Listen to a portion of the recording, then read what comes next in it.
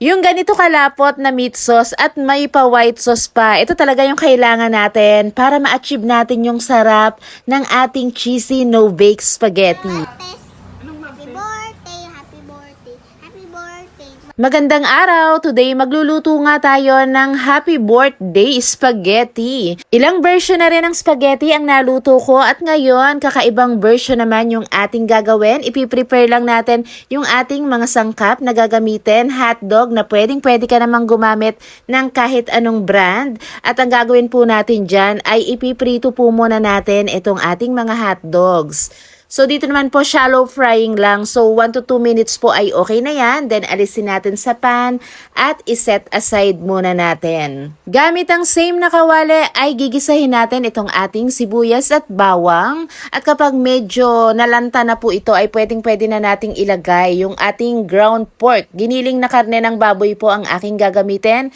Pero, pwede naman po kayong gumamit ng giniling na karne ng baka. At pwede nyo rin po itong lagyan ng corned beef.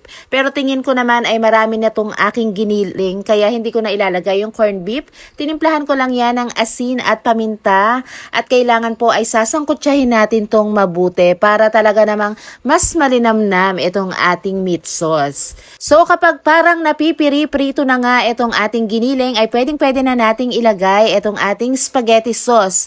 Bali ito po ay pang 2 kilo yung aking spaghetti sauce na lulutuin. Bali naglagay lang ako ng konting tubig para masimot ko lahat. Tinimplahan ko lang ng seasoning granules, konting asin, paminta, dried oregano. Ilagay mo na rin yung iba pang pampalasa na gusto mo. Hindi na ako naglagay ng condensed milk or sugar dahil sweet style yung spaghetti sauce na gamit ko. At pwede nga rin po pala kayong maglagay ng mushroom kung gusto nyo. Pero ito dahil bata nga po ang mga kakain at hindi sila masyadong mahilig sa spaghetti na magulay, kaya hindi ko na nilagyan. So ito lulutuin lang natin mga 20 minutes sa mahinang apoy para lumabas talaga yung lasa ng karne. At pag okay na, set aside muna natin yan.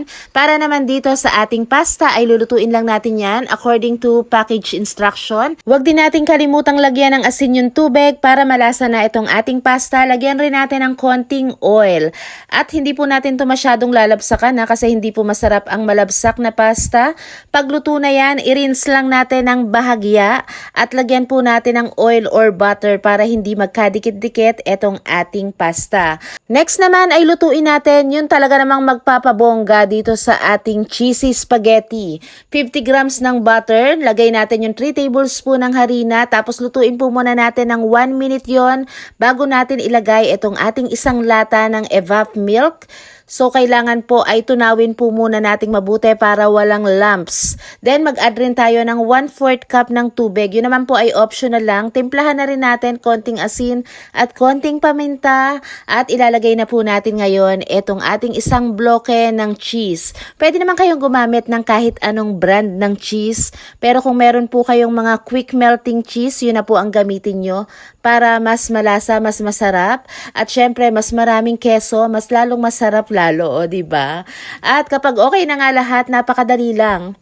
Syempre, titimplahin na natin at pagsasama-samahin na natin itong ating spaghetti. At kung nagustuhan mo tong recipe na to, ay itry mo na. At ishare mo na rin itong ating video. Salamat sa panonood. Bye-bye!